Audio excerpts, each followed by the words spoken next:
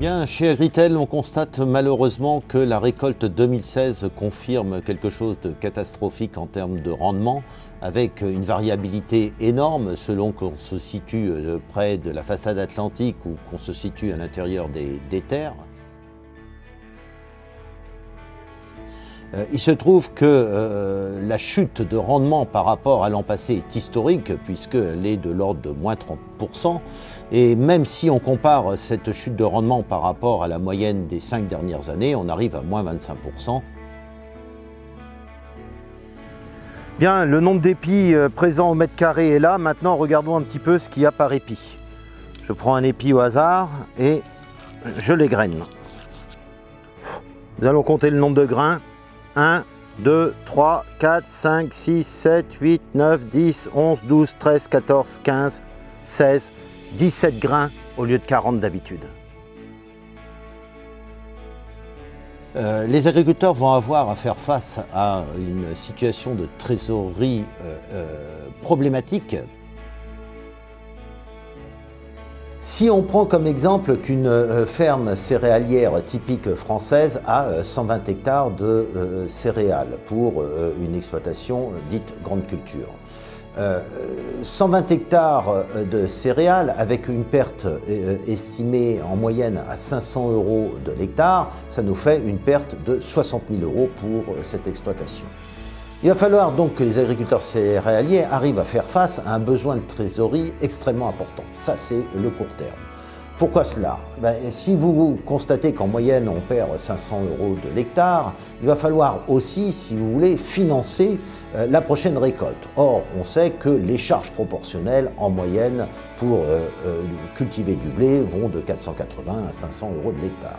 Donc, les besoins en financement très court terme pour les agriculteurs les plus touchés vont être de l'ordre de 1 000 € de l'hectare.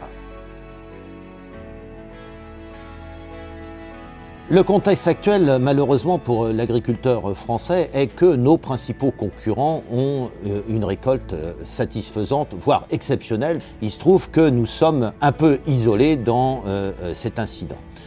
Conséquence de tout ça, le marché mondial va rester bien approvisionné et si on sait que les prix mondiaux sont essentiellement la résultante des bilans des 8 principaux pays exportateurs, il se trouve que chez les 8 principaux pays exportateurs, tout va bien à l'exception d'un, la France. Alors double peine pour l'agriculteur puisque rendement en baisse, prix extrêmement bas et potentiel de hausse sur les prix qui, à ce jour, sauf incident climatique pour l'hiver prochain, c'est-à-dire pour la récolte 2017, potentiel de hausse qui apparaît également extrêmement limité. Alors en conclusion, malheureusement, avec un chiffre d'affaires qui est divisé par 2 et des charges qui sont restées les mêmes par rapport aux années précédentes, il va falloir trouver des solutions inédites.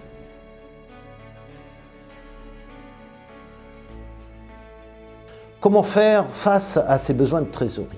Il va falloir que l'ensemble des acteurs de la filière aident à passer ce cap qui sera difficile et dont les répercussions se feront ressentir sur plusieurs années.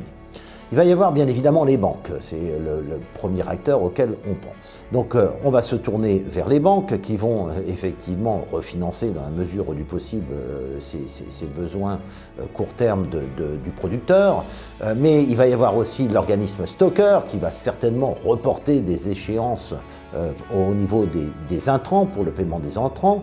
Il va y avoir l'État qui va certainement, à l'image de ce qu'a dit notre ministre, prendre des mesures pour faire éventuellement des reports de cotisations sociales MSA ou voire des reports d'échéances financières, taxes, impôts et compagnie. Mais ça, ce sont des mesures court terme.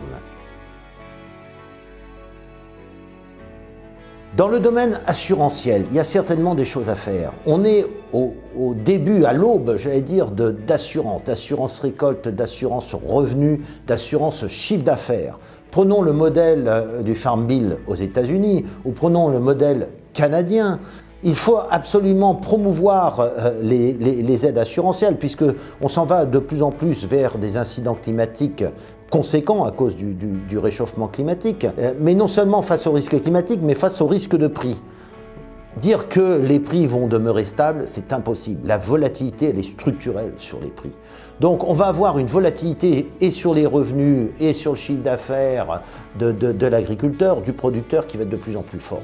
Donc il faut développer l'assurance, et pour développer l'assurance, il faut absolument que celle-ci soit subventionnée. N'ayons pas honte d'avoir des assurances subventionnées, c'est ce qui se passe outre-Atlantique. Donc combattons avec les mêmes armes que nos principaux concurrents. Alors, au niveau structurel, il va falloir s'atteler à des vrais problèmes de distorsion concurrentielle par rapport même à nos partenaires européens. Est-ce qu'il est logique que nous ayons des SIE en France et pas en Roumanie? Est-ce qu'il est logique que nous ayons un impôt sur les sociétés en France à 33%, alors que chez certains de nos partenaires européens, les impôts sur les sociétés ne sont que de 15 à 16%? Si on veut qu'il y ait harmonisation au niveau des aides compensatoires, il va falloir aussi qu'il y ait harmonisation au niveau des charges sociales et des contraintes environnementales qu'on impose plus à la France qu'au reste de l'Europe.